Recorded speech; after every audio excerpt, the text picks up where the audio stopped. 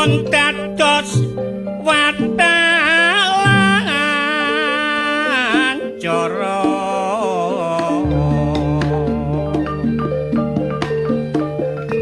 menawi lepat nyuwun kunging pangapura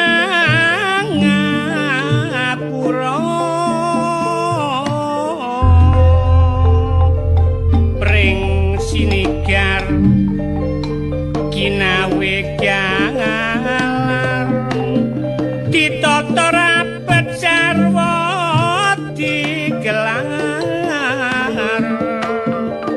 senajan ana pengaruh sing mengampar-ampar persatuan kita jok sampe buyar kembang melati mekare limo lotrok RRI arek Surabaya cekap semanten kidungan kula menawi lepat nyuwun sepura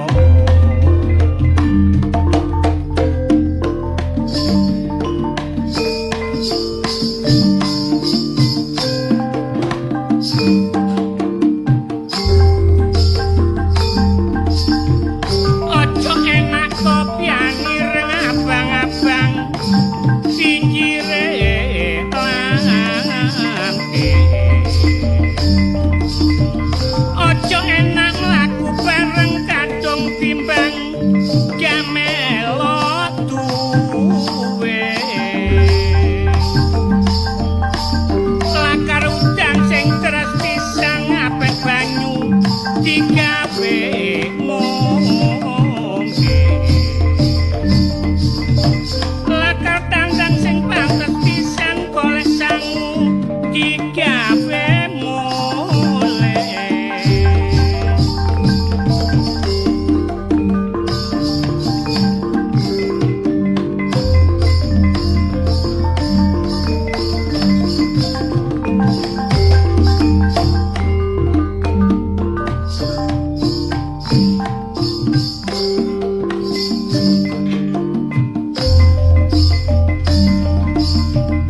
jangan banyem sak kemarong nek kurang nyidu dhewe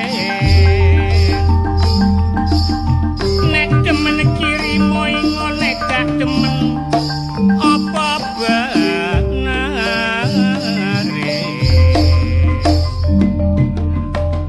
pundi-pundi rujakan kula blembeng kuning riko irisi pundi-pundi kenalan kula udek kuning kula tangisi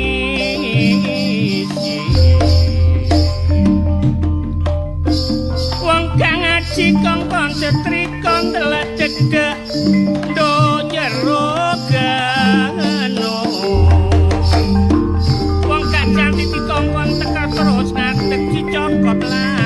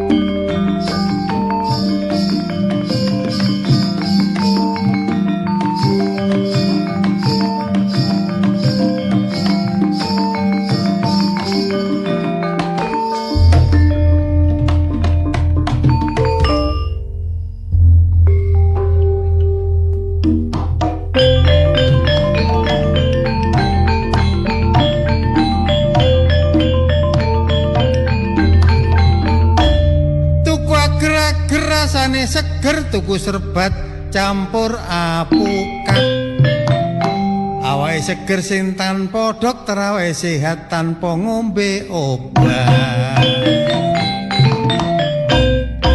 Awake lemu sing tanpa jamu. Masak beras sayure gampas, awak bergas, sehat seger waras. Mamur? Ya bedur lagi. Bedur.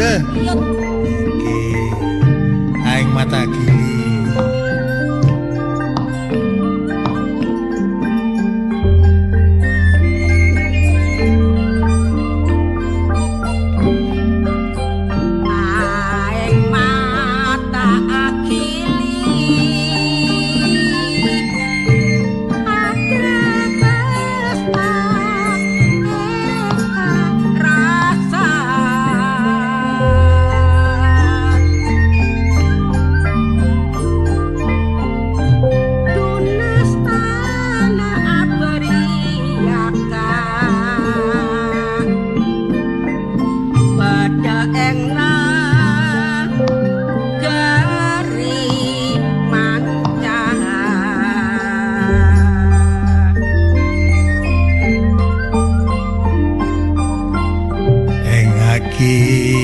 Jaman bilen,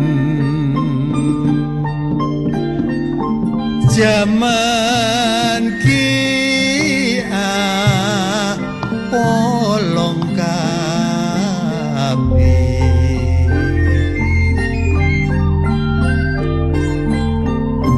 rama ibu pada beda.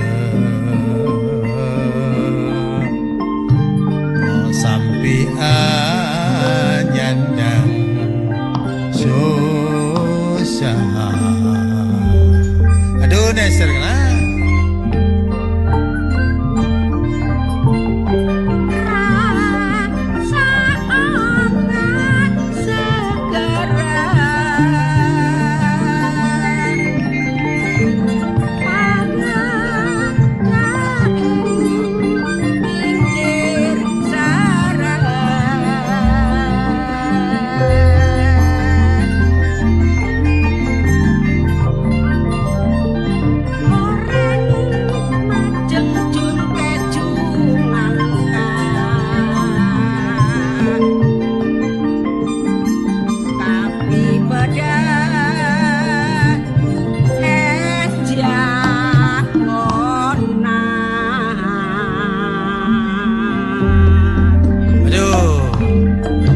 Tresno Jombangan. Ya.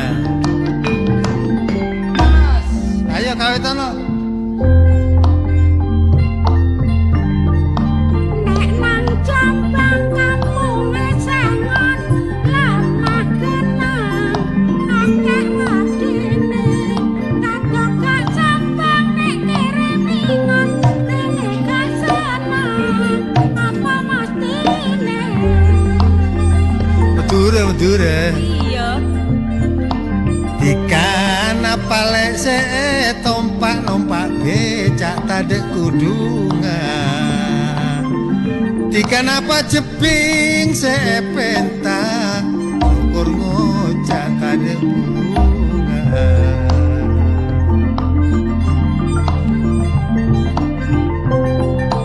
Amun simpang lek rumah sakit tua dokter jampe ngapoten terus no. Cak pangkang direng akeh tapi nyarana pece. Susu. Amun koning lek koning na konyek reng Bangkalan nonton sape. Jenyeng-anyeng jebing dadi reng pineh. Lek pola tak baju lagi. Cekap cuman tenatur kula menawi lepat nyuwun ngapura. Menawi lepat nyuwun sepura.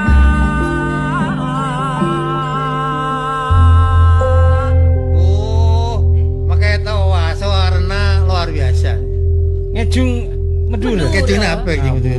Madura Madiun apa Madura ndi? Neka bumur Madura Gembong. Ya, Bu Murko Madura asli. Oh asli. Mak Sampang. Oh mak sampah. Bu Samping. Memang pelaku seni Cak Injap. Oh, Ini iya. kayak Neng Mur ini kan maestro. Oh legend. Makanya sembarang ya iso. Oh Ya. sebab. Ora ketang tetek-tetek ya iso Iya, lah. iya. Oh tetek-tetek. Bahasa Madura titik-titik lho, titik-titik. Nih sekuni kan sekuni. Nek tetek ngemi. Apa? Nih sekuni kok tetek-tetek. Hitungan dicampur karo lagu pop. Pelak. Lho kok lah apa kok iso pelek iki lho. Pelak iku iso. Basa apa iku? Pinter. Medul kana. Lah Jawane apa Jawane? Iso Pelet. melek. Pelak ku pinter, pelak nih. Pelak Iya, pinter iya. iso. Pon aku pelek aku gak ngomongnya gak Iku teteh. Iku pelak. Pelak lah. Siji ya. Iya. Cece. Gigi lagu kuntal kekean. Apa iku, Cak? Ya kekean diuntal. Dan badan cari Ah, apa iku? guyon. Oh. Kasana Gede. bahasa. Dan badan kok guyon. Loh, apa? Agaje. Agaje iku Agaje guyon. guyon. Dan badan jok cemacem. Lek bedegelen. Yo, ya sampean niku. Ngono ya, variasi. Tapi masuk akal ya. Iya. Bede kan ono. Bede ono. Dagelan niku jeneng apa? Degelen. Oh, jadi beda Iya, mau bedegelen. dagelan nih, Berarti- kocak medurnya degelen. Jadi awak dhewe anak dagelan iki bedegelen Iya. bapak dhewe iki. Lek beda-bedanya beda-beda. Ah, iki. Ono ada bedah, bedah. Lah apa kok bedah? Hah? Ya suwek. Oh, lah ya kok ya meh padha ya. Iya. Meh padha mirip-mirip. Cuma Madura iku gak duwe huruf B. Oh. Gak duwe huruf V. W Oh, kok ganjur Contoh be. nih. Ayo ning ngarep bulan apa? bulan. Nah, ini nanti. Heeh. Iya gak tuh. Iya ta. Ning ngarani welut. Belut. Beluk. Nah, Oh, gak iya. duwe V ya. Berarti iku dhek kan duwe bojo. Ning ngarani bawang. Bawang. Bebeng. Babeng. Baba. Kan duwe- Lawang, labeng. Iya. Iya kan duwe bojo barang. Apa iku? Binek. Sing tak herani sitok cuma Cak. Aku jan sampai saiki apa ya mikir ya. Iku temen tagak tibane temen jarene ya. Aku Apa? tak ijab lho. Lek ngarani biru ki ijo ya apa ya? Oh iya. Lek ngarani ijo biru ngono Pak. Biru. Iku real ya Cak ya. Ya ijo, biru ya biru. Loh, tapi ono lho iki lho. Lah iya Pak. maksude Heeh. ijo ya diarani biru, Heeh. biru ya biru. Ngono lho. Oh, berarti makanya dokter mata gak gelem tugas ning kono ya. Iya. Lanjut gak iso dandani. Dek ono softline gak payu. Dadi nek ngarani ijo ya biru, ngarani biru ya ijo ngono ya. Iya. Anu, mbok aku ya ngawur kok. Ya iku. Tak sakno temen. Tiawar padha Kan karo. aku engkel-engkelan wingi tak warna biru lho iki ijo lho. Ya apa sih aku. Paling Ya tak saking takon wonge saiki. ae. Lho, Iya. enggak ikut anu lho. Temenan. Iya, temenan. Tapi sumbernya teko ndi aku ya rong Durung delok ngerti. literasine teko ndi ngono. Tapi nang kono iku senengane nek ngomong mesti dibaleni tak Ya. sekali langsung. Heeh. Kaya tekek ngono, kek tekek. Teke. Iya. Dijoko ngarepe karo mburine tok ngono ya. Iya. Ditambahi. Kek tekek ke rumah Irama marema. Itu. Iya. Onde-onde. Deonde ayo. Oh, ngono Sampai ya. nih Iya. tugasnya sampean. Tugasku. Tugasnya sampean. Ya wis, ya kabeh kemongko ya jeneng isi Cita Semua Cara. Iya. Gending lakune Iku padat. jenenge anu apa ya? Kekayaan budaya. Kekayaan budaya daerah. Ya, Indonesia kan terdiri dari ada suku dan agamanya kan macam-macam. Ini berbagai ragam ini mewarnai menambah Nah, keindahan. dan paling hebatnya itu Indonesia itu walaupun berbagai suku dan agamanya iso rukun hidup berdampingan. Itu luar biasa. Karena Bhinneka Tunggal Ika. Nah, sing penting rek, Iya, Cak. aja lali lingi-lingan. Engko tanggal 11 Juli 2026. Apa, Cak? Iki RRI pentas nang nggone dusun Balong Jerambah, Kecamatan Kedamaian, Kabupaten Gresik ya. Dusun Balung Jerambah, Kecamatan Kedaman, Kabupaten Gresik. Hajate sedekah bumi. Lah panitiane iki ketuane Ibu Kepala Dusun Siti Nur Aminah. Sekretaris Ibu Sofia Darmayanti, bendara Bapak Nuryadi, seksi keseniane Bapak Sudiono, Bapak Taufik, Bapak Supranowo LKD, Pak Sudiono teko BPD. Terus seksi perlengkapane Pak Suwono BPD, Bapak Riyamin, Bapak Irfan, seksi keamanane Linmas Dusun Balung Jerambah Ndamaian, dibantu oleh Pak Muso, Pak Dio, Pak Sugianto dan Pak Sirno, juga masyarakat desa Balung Jerambah, Kecamatan Kedamaian, Kabupaten Gresik. Ya. Semboyane. Ayo iso Kak sampe Mbak Mur. Enggak. Kan? Kok antep temen ngono? Tak pengen bae iso ngono. Oh, sebenarnya RRI ku sekali di udara tetap di udara. NKRI harga mati. Pro 4 RRI suara budaya Surabaya.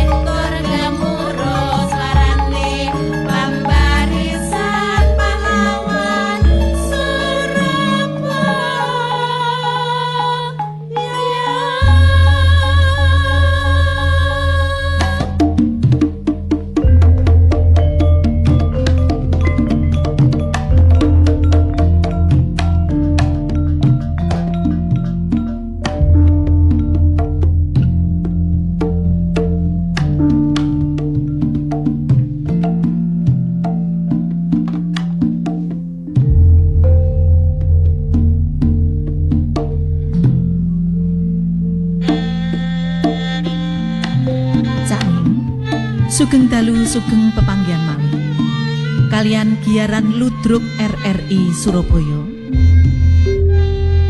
lumantar Pro 4 RRI Suara Budaya Surabaya. Produser Arif Pribadi, Ketua Purbandari SSN. Ide cerita lan sutradara Cak Sabil. Dalu niki pareng damel lampahan Cinta Membawa Maut seri kalih tamat. Konco-konco ingkang nampi dapuan Bu Lisa dipun lampahaken ning Purbandari. Ning Bella dalu niki dados Ranti. Ning Dina dalu niki dados septi. Warga tangga wonten ning Murgiati. Pak Wardi dipun lampahaken Cak Hengki Kusuma. Pak Dipur dalu niki nglampahi dados Pak Dipo. Sujak dipun lampahaken Cak Insap saha Cak Sabil dalu niki dados Sarpo. Pak De Sombro dipun lampahaken Cak Pendi. Bude Sombro dipun lampahaken ning Ami Sanjaya. Ning Wiwi dalu niki dados Hermin. Cak Ning giaran ludruk dalu menika makarya sami kalian mahasiswa magang saking Universitas Trunajaya Madura ugi Universitas Negeri Surabaya. Sesarengan ugi kalian mahasiswa UINSA Surabaya. Giaran ludruk dalu menika kairing swantening gongso Kiai Macan Putih lumantar ruang kesenian Mahameru Pro 4 RRI Surabaya. Operator video dening Cak Liga, operator audio dening Cak Isnan. Pengarah acara ning Ami Sanjaya. Wusono kita saking studio ngaturaken sugeng dalu, sugeng midhangetaken. Sumangga.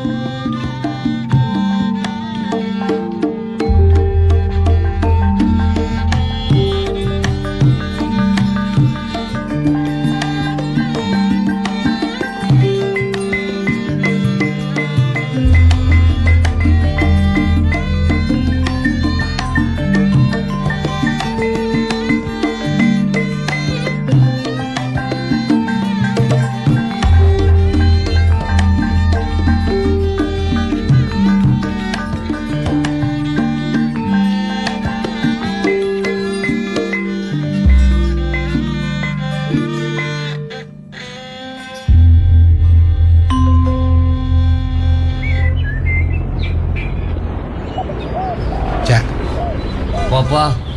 Kono gak awan gak bengi nglentru. Aku iki wonge anu ya rendah hati, wonge iku gak kemesok ya. Kemesok iku apa disake apa kan iku? Dia joro ta ya kemesok iku. Gak sok sombong, sok gaya. Aku orangnya sederhana. Waduh sederhana. Iya, kayak warung. Kon karo perkembangan terakhir keluarga Ibu Lisa. Duh. Oh, tentang keluarga Bu Lisa. Kon kan terlalu update terus karo keluarga Ibu Lisa. Ya jelas lah, pokoknya ono rondo anyar, aku selalu update. Rambemu kok. Saken. Duh, saken Cak. Lah, ya nek digawe ngesakno ya ngesakno. Tapi makanya justru iku aku ngesakno iku, aku ada mulai timbul empati. rasa empati dan peduli ngono lho. Ya gak empati, gak peduli ku modus. Ya ojo ngono sok wong ya aku termasuk modus yo. Gawe modus yo modus, gawe gak yo gak. Aku usaha. Usaha apa maksudnya? Yo sapa ngerti lah Bu Lisa anu iso nrimo aku kan iso menggantikan posisinya. Yo muka enak ngono pokoke. Kon gak tau ngaca nang sumur aku nih. Gak tau ngaca nang sumur. Tahu aku wedi kedelok. Kon iki mbaya ndelok. Ya apa sih? Jodoh itu apa ya? Tidak memandang fisik. Mas yo situke apik, situke hancur. Nek jodoh ya ketemu. Ana contone. Ora ojo nyindir kancane dhewe. Lho ya gak nyindir kancane dhewe iku akeh ngono lho.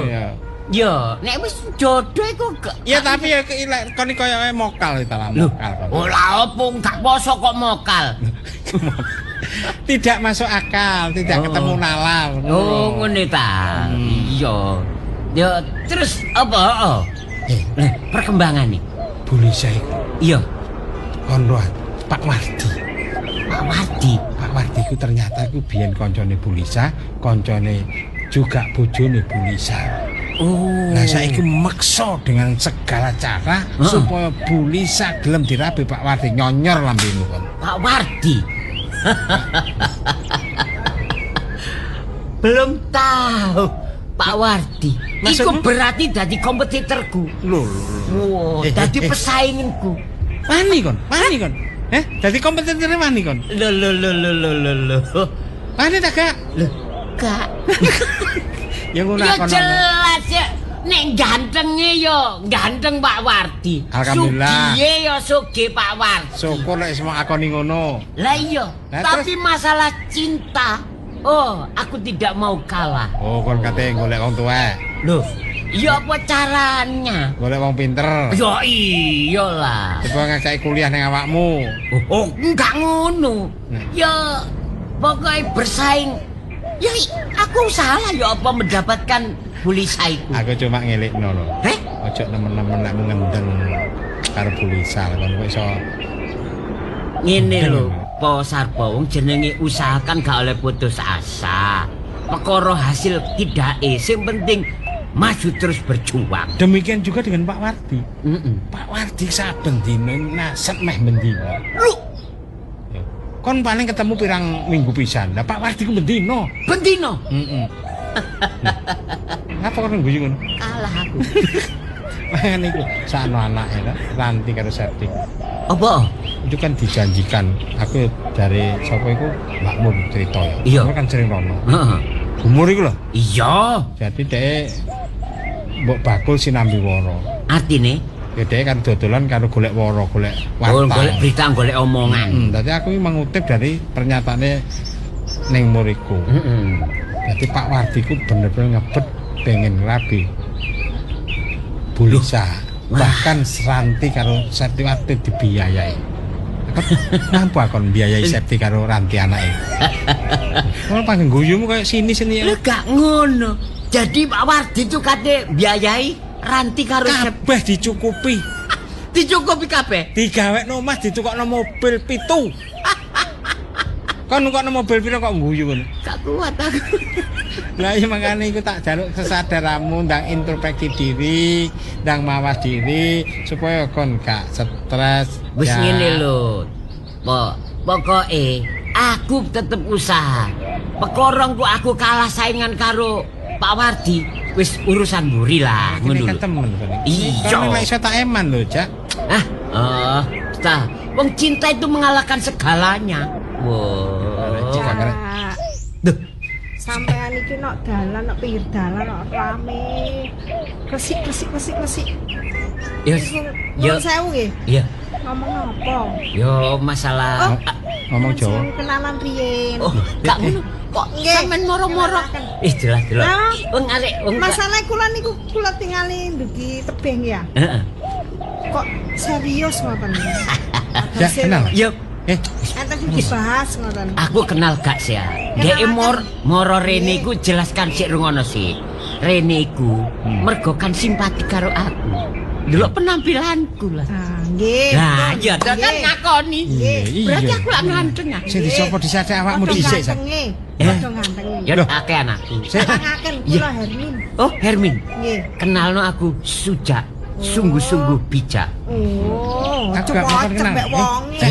Aku kenal. Iki jenengan? pembantuku kenal no. Nggih, kula pembantune Lho. Iya. iki Pak Suja, nggih. Saking akrabe nggih juragan. Pembantu koyo Nah, dulu. kula enggak ada rencana minggu ngajeng niki ini juragan kula ajeng kula pateni. Loh, Oh. Kon kok samuk malah pembantu lho. menengahi iki sebagian dari drama. Oh ngono ah. Oh iya, Aku mendramatisir. Nggih, kula pembantune niki. Iya. Nggih. Oh, nggih. Iki dhisik iki kesana tak tolong. Nggih, nun Kula sewu. keleren nang Iki- sar jembatan iki niku, Cak- Rin. Cak Suja, Iya. kan? Iki yo. Kula pembantune Cak Suja. Sarpo Oh, jenenge. Cak Sarpo. Jenenge Sarpo. Nggih. Arek iki. Nggih, ngapunten lho nggih. Heeh. Tepang sepindah mawon tapi kula kok rada cocok ngoten. Loh, Niki ya, niki maksudnya? enten ses. Kok kadang ngekek rokok-rokok Mboten ngene. napa-napa niki wau. Niku Ini lho sepurane. Aku iki wong lanang lho yo. kalih. Ojo kalih, kadang Jeng. dikei wong wedok ngene iki lho. Gak mau trimo iki. Iki pira iki? Kalih niki jenengan. Oh, niki juragan kula niki mboten purun. Ngeses pun niki kula mawon kene-kene. Iya. Ah, iki tak kek. Pun. Aku mbek pembantu iki anu. Ora kok cap larang iki. Masakan malih. Ah. Lho, nggih nggih kula sukani dhuwit lho. Oh, ki duwe barang. Nggih, Tapi nggih, Ini- niku ngapunten lho nggih. Kula enten apa nih? Ono maksud. Enten maksude Wis ngoten. tak. Jenengan lajeng sir kali juragan kula. Ya niki, gak Pak. usah, gak masalah. Ungkapno masa cinta itu gak usah kadek ngene-ngene iki Kula lah. percaya Cak Suja Heeh. kali Cak Sa- Sarpo niku tiyange Ya ini kenapa? Persib. Nah, Nggih, nyun sewu. Tapi kula nggih enten Tante Sampeyan jenenge kok sing enten apa Mbak ngoten lho. sapa Mbak, gitu. jenenge lali? Kula Iya. Hermin. Oh iya. ngene. Hermin. Pakaiane larang. Iya ketok. Nah, nggih. Kita maksud. Enten lho. Cak Suja sekali Cak Sarpo. Nggih. Kula badhe nyuwun tulung. Nah, sik kula sanget jenengan niku semerap griyane niku sinten Pak Wardi. Sik, Pak Wan. Semerap Jar. Ja. kan Pak Wardi. Warti ya sing biasane polisi iki. nggih. Ya nek polisi iki tapi umpamane kan gak kene. Iya. Oh, nggih wonten apa? Nggih wonten apa? Nah, tepang nggih, semerap Nggih, nggih. tepang. Semerap. Alhamdulillah. Iki. Griyane tapi mboten mriki adoh mriko. Lah nggih, Nggih. persis semerap nggih. Nggih. Semerap. Kula niku nyuwun tulung saged. Sik tolong iku tolong Mboten napa? mboten susah. Kula nyuwun tulung yen kula paringi didamel napa niku jalane lah Mau transporte. transporte nggih. Oh nggih. Ya wis sak. Saniki Niki. kula terima dhisik duwite. Rokoke jek Niki. terima niki kanca kula. Sementara niki kan 100 ding nggih ya. Oh. Lho, kan aja. Ampun dititip niku, ampun dititip juragan kula. Senurut. Rokoke loro mangles kok trimo sepo. Lah, terus Sapa? duwike? Lah duwike kan aku, ngono lho. Adil. Nurut ambek jeragan. Gampil iki kula tambahi malih. Oh, Nek- ya wis. Nek pun berhasil. Wonten ya. iki napa? Jadi syaratnya apa aku Guampil tugasku? mek guampil niki lho nyawuraken niki lho ten latare tok. Niki Oh, tok. latare omahe. Latare tok mau ngajengi. Lah iki ten omahe. Omah kula. Pak Wardi. Oh, Pak Wardi. Ya, mek Nggih. ngoten tok. nggih. Oh, nggih. Niki Ya wis, napa niki? gampang. Niki bungutelan apa nih Wis bungkusan? tak, pokoke niki. Pokoke diusarwurna Pun tok. sampurna. Tapi pun semerat tiyange lho. Oh, ya ya wis. Ya. Beres. Beres. Ya wis. Mungkin Nggih. nek berhasil ketemu ten mriki, Ya. niki nomor Tambahi HP maneh. kula, Oh. kula tambahi malih. Ya wis. Ya, sampun nggih. Ya. Matur suwun lho, Cak. Ya ya. Oh, rezeki. Wis. Wah, niku. Iki apa iki ceritane iki? Ih, wis awake dhewe nyalano tugas. Saiki ayo nang omahe Pak Wadi nyawurno syarat iki sing dikongkon karo Kon-kon ora iku syarat. Iya. Lho, maksud saya awake dhewe oleh dhuwit syarat iki kan kudu nugasno iki. Iya tapi Jalan. bagian nek Iya, iya wis gampang lah ya.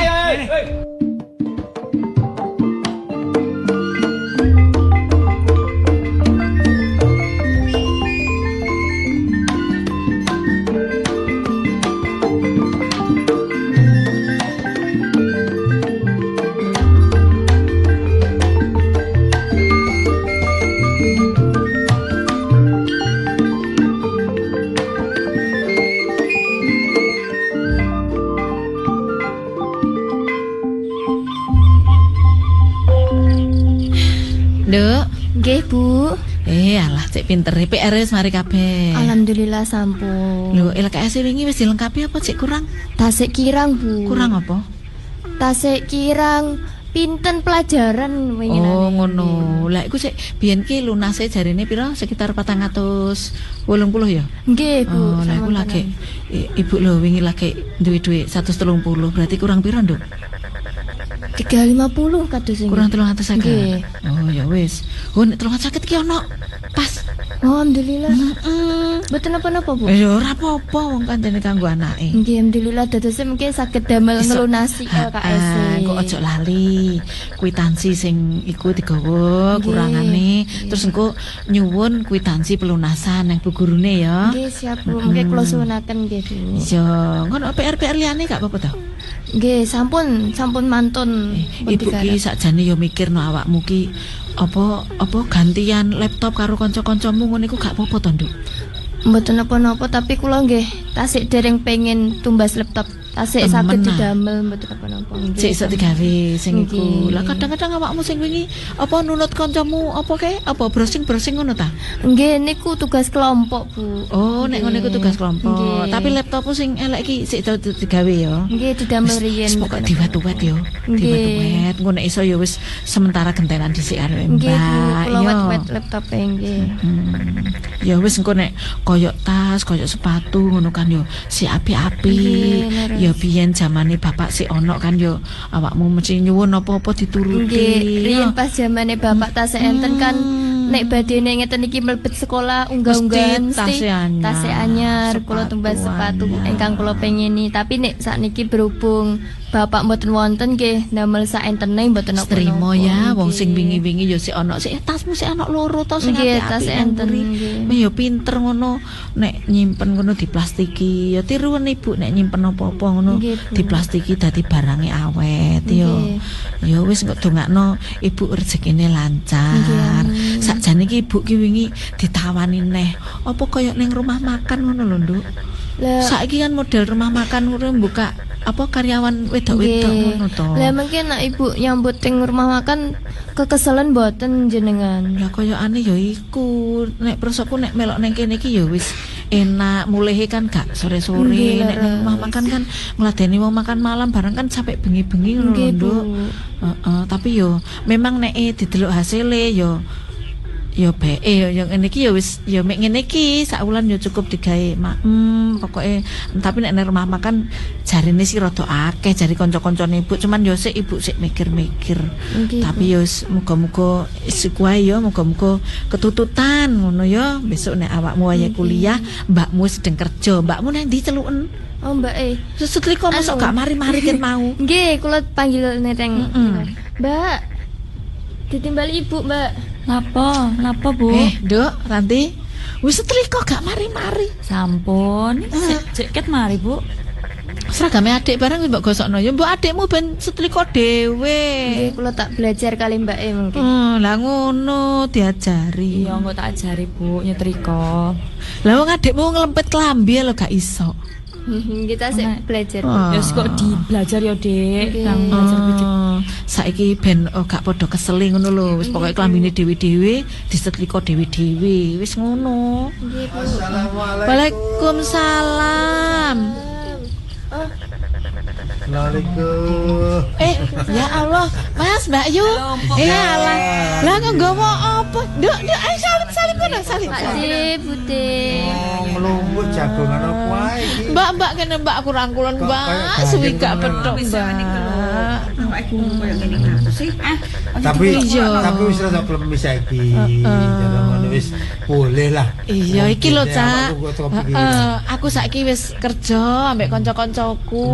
Alhamdulillah. Ya ngono deh, lale-lale. No. Aku tak wis pikir-pikir kok nang gawe omah. seneng, Heeh, susah ae nang omah wis budal Bener kerja iku, aku. Bener iku, iya. Wong anak ya wis gede-gede. Cuma yo masih yo hasilnya yo mek ngono iku Mbak wong mek melok-melokan kancaku. Gak apa-apa wis disyukuri ae. Yo. Sehat kabeh yo, Cak. Alhamdulillah, aku karo Yumu ya padha waras. Sehat, rezeki lancar. Alhamdulillah. Saking pundi niki wo Pak D, Bude? Ya niati mrene. Oh, niat rene. Lah iya. Lah iya to, iki lho Mbak Yu. Jarine Jarine. ngomong nek prei ku mbok dolen rene. Nah, yo iku jarine winginane iku Rono ngono ta mulai sekolah Ya, Dik dipapang ya, Mbak Yune ya. ngono ta. Lah terus kok sampean sangoni sakmono kae to. Duh, nek nyangoni cacah ke akeh Mas, Mbak Yu. Wis tadi. Ya Ojo kaya dipikiran ngono. Terus ya apa donyane Caca karo Bayu digawe apa? Nah iya wong ganti anak, ganti gak anakmu ganti nanti. ngono ah, Bu. Wis Ya ngomong wis. nek perlu apa-apa wis ngomong. Baik tuku seragam, tuku apa, wis tuku buku-buku wis ngomong wis. Ngono lho, jadi sungkan aku wis ngomong bolak-balik. Ngoten ta ya wis matur nuwun. Apa sih Nduk awakmu kok usek kae Ranti? Pompong ana Pak D, Bude, anak Ibu lagi Oh ngono. ngumpul. Lah nyapa? Aku pengen ngomong, Bu. Ngomong Pengen apa? ngomong.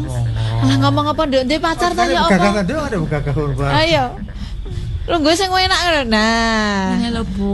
Apa? Ibu kan lek kerja iki yo entuk gajine kan yo enggak pati akeh to Bu. Ya. Biaya kuliahku, biaya sekolahane adik, iki ki yo akeh gede ngono. Ya. Aku ki sakaken karo ibu. Lek kerja ngoyo-ngoyo ngono ku lho sakaken ngono aku. Aku ku saiki penggantine bapak, Bu. Ibuku wis meneng ae ndek omah. Aku gak popo Bu mandek kuliah. Lho, aku gak popo, Bu. Lha kok mandek kuliah aja. Nduk. Wong cita-citane bapakmu iku awakmu ku sangoni ilmu ngantek tuntas ya Mbak Yu ya. Iya, ojo. Gak tega aku Wis Pak ta De, gak gede ndelok apa-apa, ibu ya aku. usaha, gak apa-apa.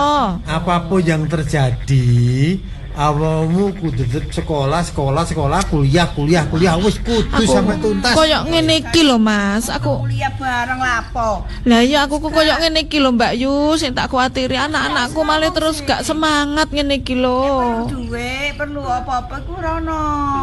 Aja dek mandek kuliah pokoke.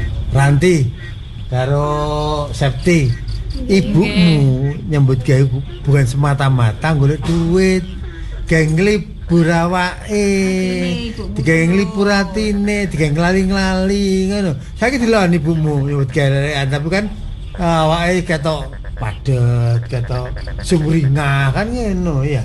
Aku mau ku lho Pak De pas nyetrika klambi ngono krungu ibuku ngomong lek dhuwitku tinggal saiti Pak De. Aku sakaken Pak De. Ya opo iki Pak De?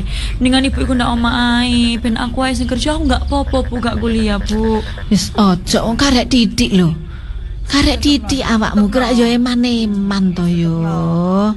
Pak Dikare Budi kan wis ngomong, apapun kebutuhanmu ngomong aja gak disungkan-sungkan lho. Lah wis e, bolak-balik tak omongi ngono lho. Wis perlu duit piro ngomong wis aja anu. Aja dek sungkan. Awakmu Nggih, Bu De. Septi apa ae? Nggih Bude, anu winginane kan kula matur teng Bude nak badhe bayar napa LKS to nika Bude. Iya. Tapi ya wis ana to iku mau. Nggih niki wau ternyata alhamdulillah ibu pun enten arta Bude. Mergi napa nyambut damel pun angsal Ya, gaji. hasil. Nggih, terus Iku mau wis nggih, mari pun Cak. nonton dadosipun diparingi mincing kula nek melebet kula bayaraken alhamdulillah lunas sampun mengke. Masih Lisa yang ngono Lisa. Awakmu aja merasa tersinggung. Ngono ta, Aja Mas. merasa kok membebani Caca. Iya. Aja merasa kok dadi gawe ya dia. Wis awak dhewe iki gawe enak ae. Digawe enak ae. Ngono ah. Iya. Ya wis pokoke sing penting aku ya tetep usaha. Engko dene ana kesulitan ana aku tak rono ngono ya Mas Aku gak yo. ngelarang kok nyebut gawe gak ngelarang. Aku tahu persis bahwa awakmu kepengin ngelali-ngelali lah gampangane ngono ya. Iya. Gak apa-apa, titik akal kaya ala hasil ndak apa-apa. Nyebut Ngono gawe ah. apa ya. Ya wis saiki ngene wis Ranti wis awakmu gak usah ragu-ragu ya nak ya. Tutupno kok mari ngene awakmu skripsi lho. Karek didik. Iya, Ya Nduk. mari PKL kan biasanya skripsi to. Aja modal, Nduk. Eman-eman karek didik ndang ditutupno. Rak Iki malah rencana aku mbek Pak Diku sing ngene kok ana awakmu motor ngono lho. Tapi sementara situ ae gawe goncengan ae. lah ya wis sitok ae ta. Mbak Yu, Mas ojo akeh-akeh lah nyapor rek loro tukokno loro. Sitok ae engko iso ae. sitok ngeterno kan mek bapak kadike terus bablas dhek ning kampus ngono lho. Nah, kanggo awakmu selama kuliah ya toh. Oh, alah. Ini sing Bayu ini kan cepet nang tene adik kan durung ya. Wis matur nuwun banget lho Mbak Yu. Mas, sampean Ya wis sih, perhatian ning gak usah mikir anakku. macem-macem wis gak enak kan lho rek wis gak usah mikir sing gitu ya. Oh. Ya wis nek ngono. Wis nek ngono semangat lho ya. Ya. Ranti gak usah mikir apa-apa ya. Semangat lho, semangat sekolah, semangat kuliah, jadi dadi wong pinter, dadi wong sing berhasil.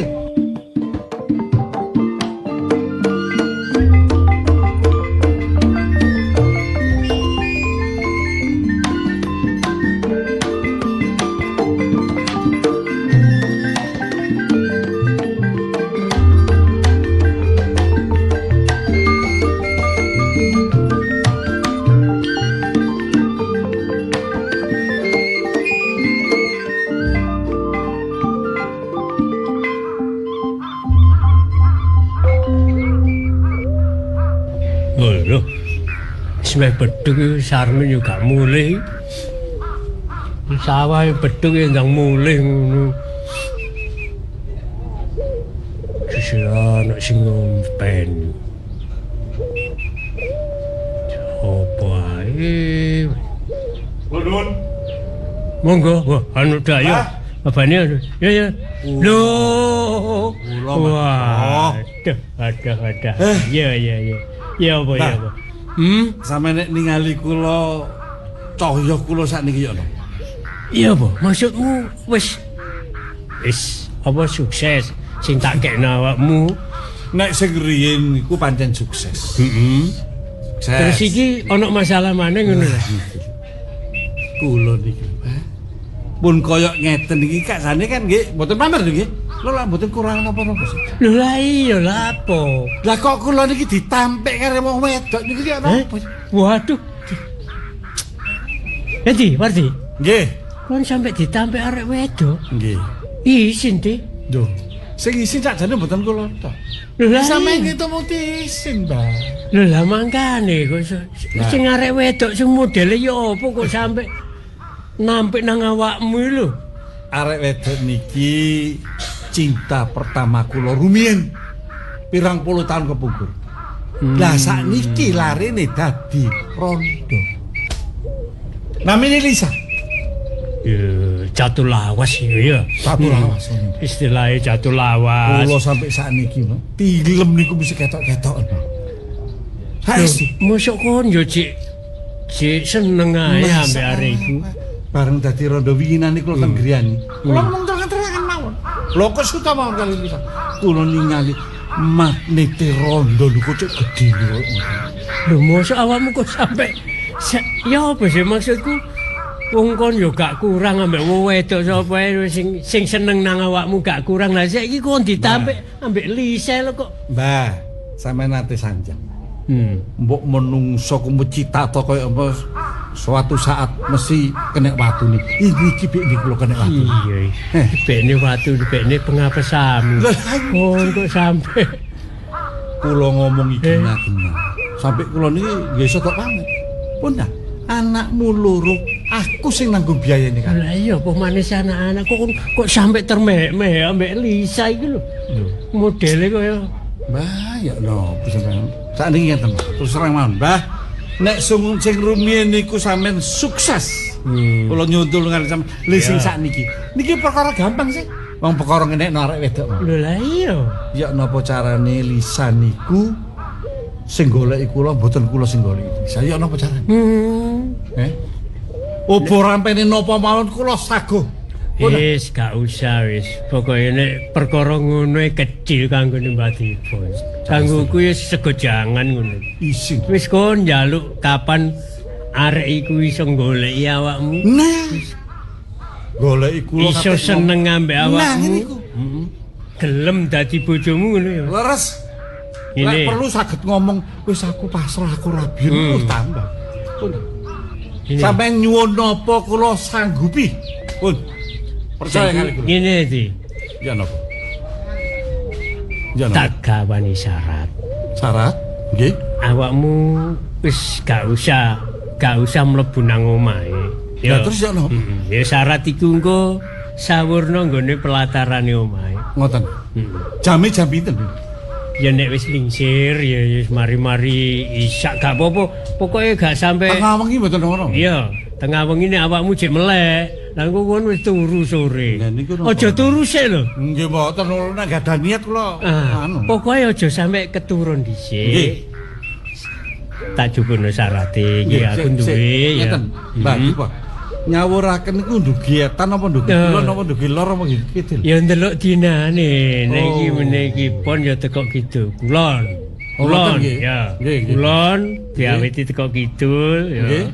Kulon gitu ya ngetan terus sampe mengalor. Ngoten nggih. Masih gak nduk ngarepe omahe nek iso mulai pojokan kidul kulon iku sampe sak mburine. Ngoten nggih. Syukur bae nek iso leker gendong kabeh. Iso mbok umeti syarat. Waduh ngene iku sing lah iku. Lah mangkane iku nek mulai teko pojok gak apa-apa. Sing penting aja turu sih. Mboten. Ya. Kula ndamel poso nang mboten. Gak usah, gak usah. Soro-soro iki gampang. Syarat iki ya. Sik tak jupukno. Nggih. Sing ngampun lho, Mbah, nggih. Lho, aja kuwatir. Timbangane kepirangan, Mbah. Kula niki sampe mosok rek wardi ditampik. Iki. Iki lho. Pundi? Iki syarat iki tak gawekno sing super lho iki. Super. Heeh, nek sing biasa-biasa ngono ae. Enten sing super. Lho iki sing super kanggo awakmu. Sebab aku yo paham lah nang awakmu. Awakmu gak tahu mengecewakan aku. Terus punten niki lek berhasil. Punten.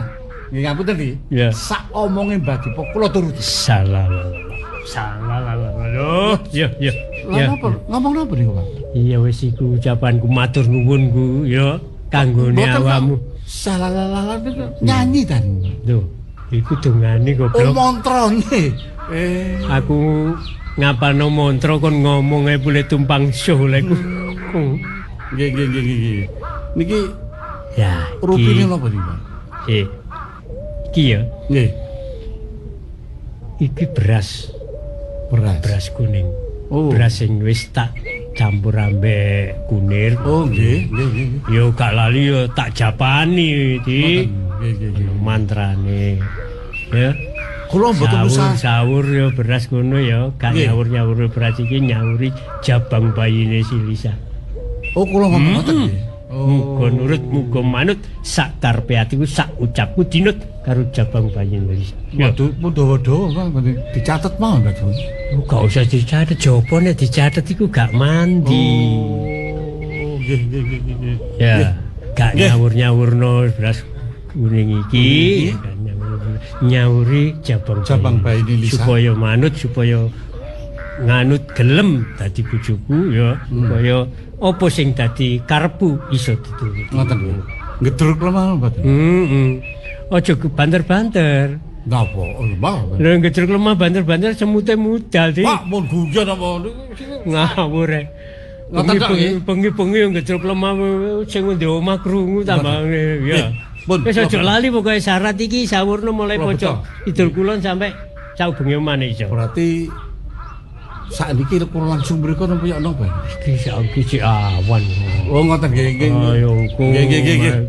Bari-bari isak ngono pokoke aja turu sik lho ya. Mboten. Sedina iki aja turu ya. Mulai rewang-rewang ngono tiraket ya iku nirakati syarat iku supaya mandi, luweh mandi. Tapi nggih kula nggih nyuntul kali Mbah Dipo. Lek kula sing tumindak nggih Mbah Dipo nggih melok ngewangi. Oh iya jelas. Tak sorong teko omah iki. Lah ngoten. Nggih. Kula beter nggih. Iya. Matur nuwun. Kula pamit, Mbah. Laris ya karapan ya. Kula nuwun. Monggo lho dah. Iya. Lho, sik. Kula. Kaya tau. Hermin, Mbak. Iya kan tau. Sing nembe nika mriki. Tau mrene ya, Nduk. Nggih. Waduh. Kadengaren janur gunung awakmu mrene maneh. Nah, niki Mbah nembusi nggih nika. Kalau wingi nika sing mriki nika lho, Mbah. Iya, ya mbok berhasil lah iki. Mboten mandi, Mbah. Loh, masa gak berhasil? Mboten niku malah kula. Wah, nek gak berhasil berarti yo. Mas Fardi nih, Mbah. Sik, siapa? Mas Fardi. Sing mbok syarat iki sapa? Lah Mas Fardi niku. Lho, alah, Nduk, ya syukurane kok kliru krunguku iku Pardi. Dadi olehku ngerapal mantra iku kanggo jabang bayine Pardi tibake sapa? Wardi. Nggih, walah Mbah. Wis ngeten mawon, Mbah. Kula wis kadung cincin kepeh nggih. Wis kula jeguri pisan. Mbah, kula pun telas kuwat ta, Mbah. Ini kula nggih mboten trima, Mbah. Masalah niku angel ya. Nggih, ewot nggih. Kalih kula tambah niku tambah napa nggih? Nek Wardi ku menghindar kalih kula. Kula mboten trima, Mbah. Kula pun telas kathah, Mbah. Pun bojo-bojo kula pun pisah nggih ya. Terus napa tabungan kula nggih pun telas kula paringaken Mas Fardi niku lah mboten mandi. Kula nyuwun Wardi. Ngene lho, Nduk. Lara ati kula, Mbah. Iya. Kula tambah diamuki kali Mas Fardi niku. Gak gelem ya, Mbak. Nggih, tambah menghindar kali kula, Mbah. Ngeten lho, Mbah. Kula ngeten, Mbah. Ati kula kan luwara, Mbah. Wis mboten trima kula, Mbah. Didamel ngeten kali Mas Wardi. Terus ngeten mawon, Mbah. wis telas pinten kula nyuwun tolong pokoke Mas Wardi niku mati. Lho. Ojo, gak getun aku. Engko nek sampe Wardi ku. Kadung lara ati kula, Mbak. Nek perkara mati ngono ya gampang, tapi nek Wardi mati terus awakmu kate rabi ambek sapa? Wis mboten peduli kula timbangane wireng, kula lara atine nemen, Mbak. Wis pokoke kula yen napa. Henduk. Kedah mati niku Mas Wardi. Ngene lho, karepku ngene. Ojo dipateni dhisik. Ojo ndangmu ta mati ngono, engko getun lho awakmu. Mboten wis, tak gawene ngene. Pun kula niati Mbah, wis kula ikhlas kula wis mboten trima saking lorone ati kula, Mbah. Wardi ku nek tak terawang ya. Panjene wonge angel jan. Lah nek panjene awakmu njaluk ngono, ya menisan. Tak tandangane ya. Tak tandangane wis awakmu wis gak usah nang ndi-ndi ya. Tak garapi tekan omah kene. Wis ikhlas ya. Ikhlas ya napa kudu mati. Kudu iso mateni Wardi iku. Ya tak garapi teko omah kene lho. Duh, mulai gak pamit iku. Menten. Ya. Aduh, ya wis gak apa-apa. Ya, Nduk, tak garapi, Nduk.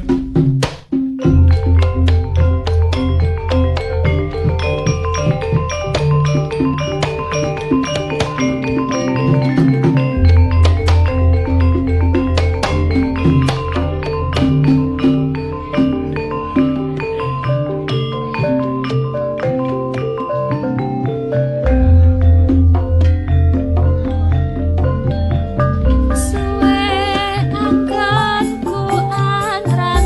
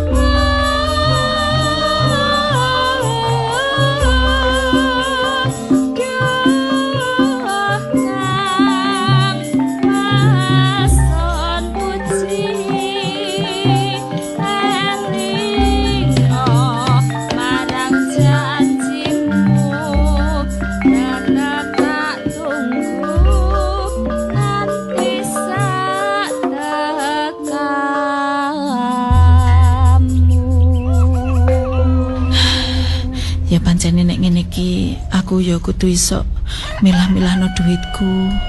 Mas yo anak-anakku wis ditanggung karo Caca ambek Mbak Yu. Syukur kok yo aku ki duwe Mas duwe Mbak Yu sing Jawa. Ket biyen nek ana kesulitan apa-apa yo mesti bantu. Loh. Mas Wardi. Iki tak sampean endi? Tak tekek endi? Iki ana apa iku? Ya ana minyak goreng, ya ana sabun, ya ana beras, ya ana. Alah. Iki blonjoan koyo ngono. Tampanono kanggo anak sampean. Alah wis salah. Wis dikek kono engko tak ringkesane. Sampean ku karepe apa sih kok ngati blonjo barang?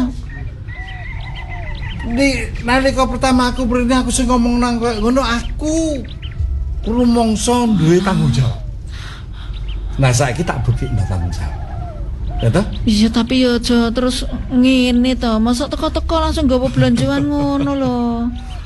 Mas Wardi ki. Ya iki lho sing tak jedono karo sampeyan nek aku iki memang temen-temen kepingin urip bebarengan karo sampeyan. Bisa? Mula tekoku kene iki aku njaluk tulung ngomong sak kecap ae. Karo aku. Sak kecap. Iya. Apa enggak? Enggak. Apa enggak? Yo, ngene lho Mas Wardi, aku ki yo ngene lho. Sampean kan yo sik keluarga to, sijiku. Nek awakmu ngomong iya, perkara sing nggone omah, aku sing tanggung jawab. Sepele. Gak iku tok. Aku ya wis duwe tekad nek aku bakal nunggoni anak-anakku dhewean. Lisa. Dadi wis kono wis gak usah sampean bubarno. Wis aku ya wis saiki aku wis kebiyen aku ndongakno Mas, sampeanku bahagia, aku tak yo bahagia. Aku iso bahagia nek iso urip bareng karo awakmu. Tolong. Aja ngono ta Mas. Lalekno aku. Aku jok sampe mau gawe wirang lho aku. Lho, sampean ku gak perlu wirang, Mas, kan juga enek sapa-sapa nang kene. Gak ono saksine. Sing penting kan sampean karo aku ku padha ngertine, wis. Tapi aku ngerti sampean tapi nek apa nglakoni urip wong loro apa meneh bebojoan sepurane Mas, sepurane aku gak iso. Lis. Aku kenal karo awak wis pirang puluh tahun kepungkur sampai seperti aku gak tahu ngomong kasar karo awak. Aku gak tahu gawe nada tinggi. Tapi nek saiki nek iki mau tolak maneh sepurane sing. Awakmu ngremekno aku, ngasorno martabat. Mas, sampean aja salah paham, aja kliru tampa. Aku gak ngasorno sampean, Mas. Tapi wong tresno kuwi nek sing sitoke tresno sitoke enggak. Yo gak tresno karo aku. Biyen iku biyen, Mas. Tolong iku biyen, nek saiki dibaleni aku gak iso. Lek umpama tak ungkap sing biyen awakmu kianati aku. Wis lah. Wis sing biyen ya biyen, sing saiki aku gak bakal baleni. Aku gak iso. Gak iso. Tak paksa. Lho, ya apa sih sampean kok ngono? Gak iso. Lho, sampean ora usah nyedek aku. Wis. Aku mbok masih wong kampung kene iki krungu swaraku banter kok ngene mesti tak buktian. Mesisan ya wong kampung. Sampeyan aja gawe goro-goro lho, Mas. Aku gak iso aku moh. Lek kepengin aku gawe goro-goro, tolong ya. Aku wis koyo ngene. Tapi aku gak iso mbok peksa. Aku niat tanggap karo. Aduh loro tanganku kuculno. Aku niat temenan iki. Aku loro, Mas. Sepurane. Aku gak niat gawe loro karo. Mas, aja banter-banter lho ya. Sampe krungu anakku. Aduh. Sampeyan aja macam-macam ambek aku. Ngancam aku. Enggak. Wes lapor. Pamongmu ndak perlu. RT RW bukan rene. Assalamualaikum. Waalaikumsalam. Dok.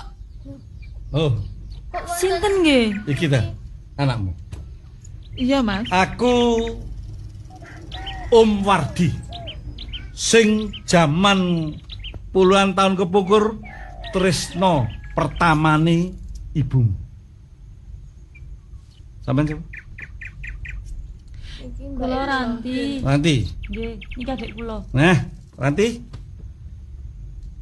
Om Rini iki wis ping pindho. Sing pertama Om Bloko Suto jujur karo ibumu.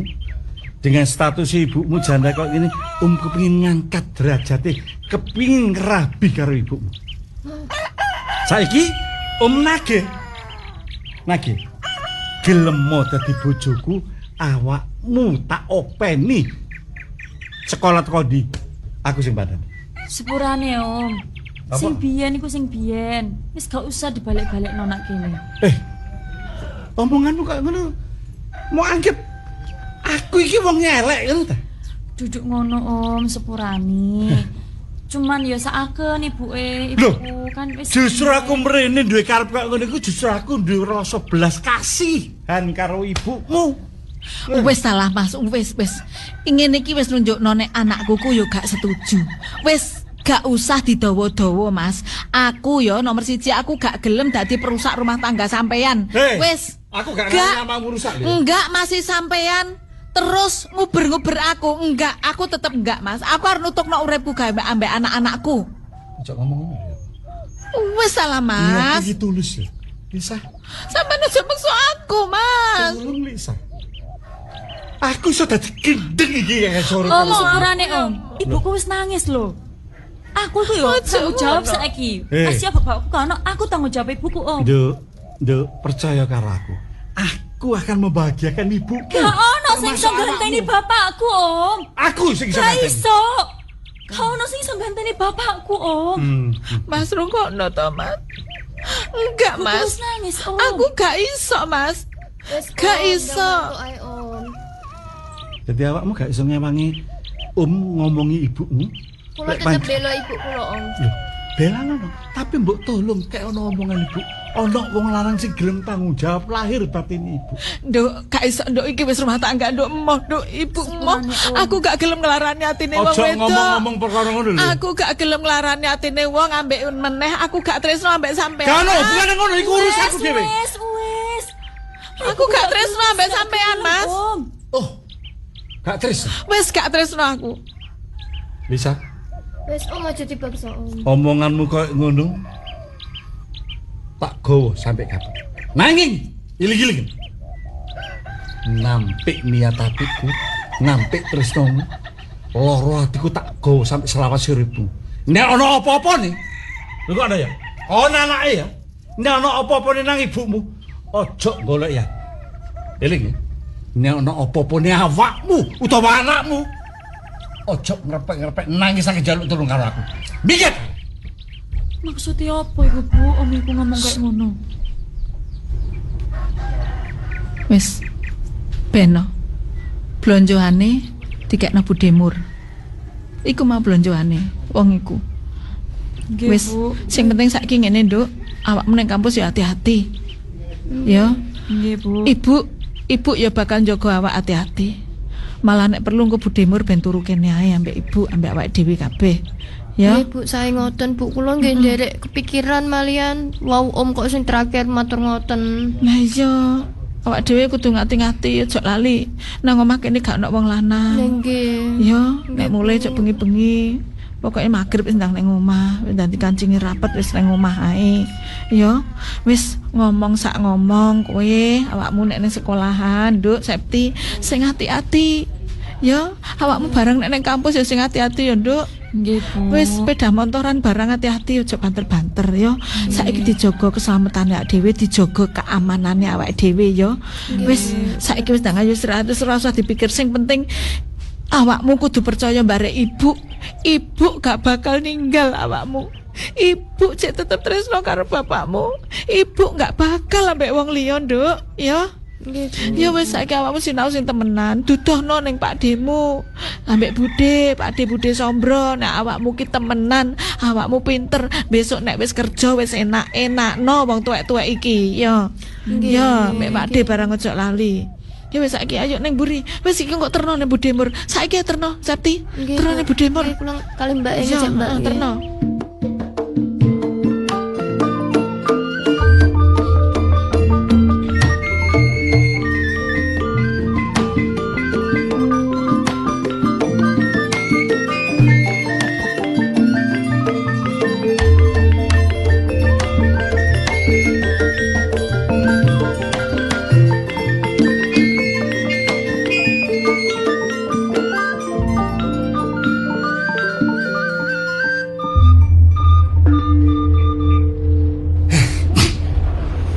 Ih.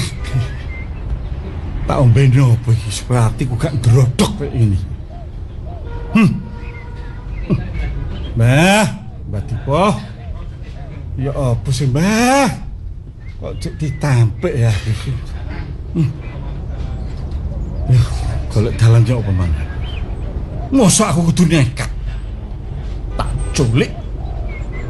Tak gawa ning kunci sepi. Tapi yo apa anak ya? Nek gak kena ibu ya anak ya salah situ. Wis kacau pikir. Wis kacau pikir gak iso mikir sing golek dalan sing apik sing yo apa iki. Apa golek wong pinter liyane Badi. Kaya iku tuh. Aku tak usaha dalan sing halus sisik. Tapi lek pancen gak ampuh. Ya. Jelas e anake krungu. Aku nduk omahe ibuke murang-muring koyo ngono. Ojo-ojo anake kok laporan. Sono paribasan. Cincing talurung teles. Mesis yang tak jegur. Urip sepisan sing tak golek enak lan kepenak. Gak kena dirunding sing apik, kasarku metu. Ya. Yes, tenono. Mas. Lho, sampean iku yo apa sih, Mas? Dolek-dolekane cek iwuwe. Tak telepon gak diangkat, tak WA gak dibalas. HP ku mari logor, error. Sampean lho alasan ae sampean iku tak dolek nang-ndi sing biasa nggon sampean yo gak ono. Terus sampean saiki kok ono nduk kene iki lho. Sama aku yo gak golek awakmu ngono ta. Iya ta, Mas. Gak peka ngono ta perasaanmu nek awakmu digolek wong lanang sing mok tresnani ngono iki. Kapan sampean doleki aku sing doleki sampean Oh ngono ta. Mumet gak karu-karuan. Bekne kapan-kapan. Mbok yo krasa ngono lho. Terus nemone aku nang kene lho. Ya jenenge aku iki seneng mbek sampean. Ya nagih janji sampean. Nagih janji sih apa? Lah ya apa sih, Mas? Aku wis gak karu-karuan. Aku wis pisah mbek bojoku. Aku gak ngongkon. Aku gak ngongkon lho. Lho kok sampean kok ngono, Mas? Lho aku lak tau ngomong sing sabar. Diatur sing apik, kita bermain yang cantik. Lah apa kok? Lho ya. Ya gak grusak-grusuk ngono, Mas. Aku ya kan sungkan mbek wong ya diwasna tangga ya gak apik. Nang aku iki kok krasaku iku sampean iku kok ya tambah ngadoni aku. Ngono. Ya iyalah, Mas. Aku wis gak kurang-kurang lho, Mas, nang sampean. Terus awakmu krasa nek aku ngedoi awakmu sing mau rasakno ya apa? Apa awakmu curiga nek aku duwe wong wedok liya? Ya gak ngono nek, Mas. Sampean mesti nek tak doleki. Lho saiki sampean yo tak telepon yo gak diangkat. Tak WA yo gak dibales. Engko terus nek ya sampean pateni. Lho HP-ne terus ya apa sih, Mas, karep sampean iku? Aku wis gak kurang-kurang lho, Mas, nang sampean, Mas. Ngerti aku. Pengorbananmu wah luar biasa. Lho sampe rumah tanggaku. Ya gak undat-undat ngono, Mas. Sampean ya ben ngerti. Aku ya apa perjuangan aku nresnani sampean iku benere sampean nimbal balike ya apa ngono lho, Mas, dadi wong lanang. Nek saiki awakmu wis krasa koyo ngono, kira-kira apa sing ono omongan sing ono nang pikiranmu utawa nang atimu? Ya aku pengen cepet-cepet nikah mbek sampean lak ngono, Mas. Nikah? Iya. Lho kok tambah guyu lho, Mas. Apa iku lucu? Ya. Iki aku gak main-main lho, Mas. Mbek sampean iku. Aku serius lho, temen lho. Terus temen nang sampean lho, wis tak tumplek blek lho, Mas. Hermin. Oh iya, apa sih, Mas? Ucapanmu nikah jabutan. Lah lapo kok ngono sih, Mas, sampean, Mas? Kira-kira awakmu pantes nikah karo aku? Ya pantes ae lah, Mas. Kanggomu pantes. Ya jelas, wong aku gak kurang-kurang kok. Lah aku sampean ya apa sih, Mas? Sampean ngomong ngene tak turuti, njaluk apa tak turuti. Lho kurang apa aku dadi wong wedok nang sampean. Lho sampe rumah tanggaku hancur ya mbelani sampean. Lah kok sampean lepas tangan koyo ngene iki lho. Mbek, rumah tanggamu hancur beleni aku sakjane Aku duduk penyebab rumah tanggamu hancur lho ya. Ya jelas sampean lah, Mas. Oh, gak. Wong awakmu sing gendeng karo aku kok. Ya gak ngono-ngono, sampean. Lah aku ngomong ngene sampean imbangi, ngomong ngene sampean imbangi. Lho, aku ya percaya omongan sampean lah, Mas. Ngono. Ya iya. Min. Iya, Mas. Rungokno. Tak empet Apa? wis gak kuat. Iki kudu aku ngomong. Tolong hubungannya awak dhewe wis gak ono omongan sing kena diarani tresno utawa cinta. Mergo aku wis duwe pilihan urip dhewe. Maksudnya apa, Mas, sampean, Mas? Aku duwe pilihan. Lho. Arek sing jenenge Lisa, iku Loh. calon bojoku. Lisa? Ya. Apa? Mas. Apa? Apa kok kaget? Terus aku sampean apa? Sampean gawe ya apa Mas tibae Mas? Sampean gak serius, gak temen aku. Aku sampean kayak tulinan ngene lho, Mas. Aku gak terima aku, Mas. Gak terus aku terima. ngisakno ngono ta.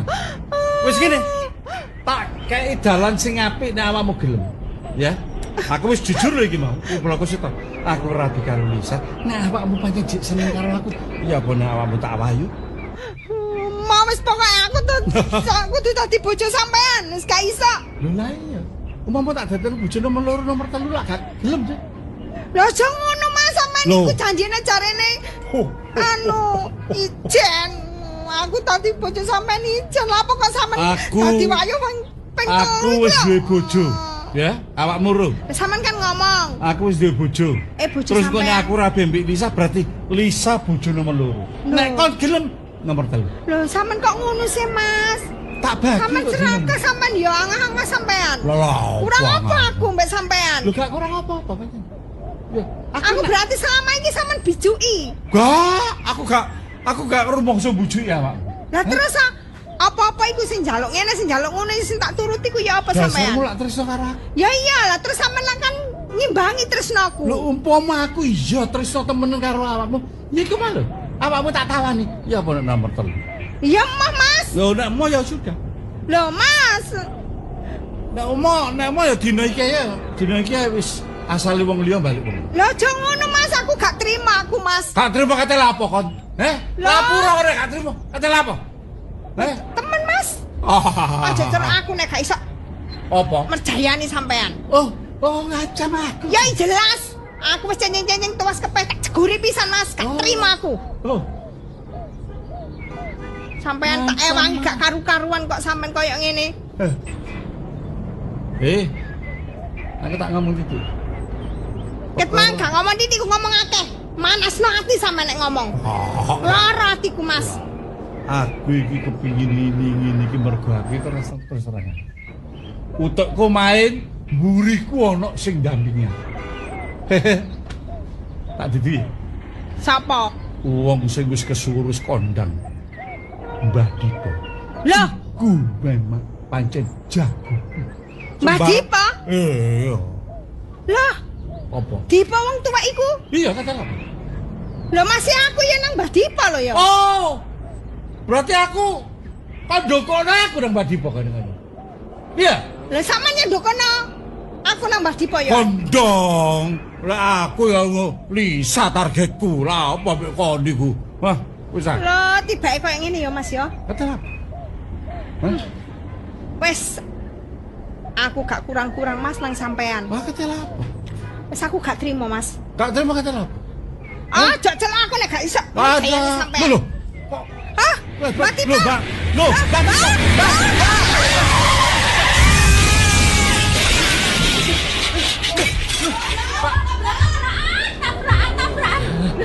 Sinten? Pak Wardi, Mas. Pak Wardi karo Mbak Hermin. Karo Mbak Hermin. Anu, tabrakan iki lho Mas, apa iki Mas? Iki gak tabrak, ketabrak iki. Lah iya, ketabrak. Ini. Apa iki? Telepon ambulan. Pak Wardi karo wong ngene njaluk tolong sapa tolong? Saya. Iki Pak Wardi, iki Bu Hermin. Bu Hermin. Muga-muga cek ketolong nyawane. Ditelepon ambulan.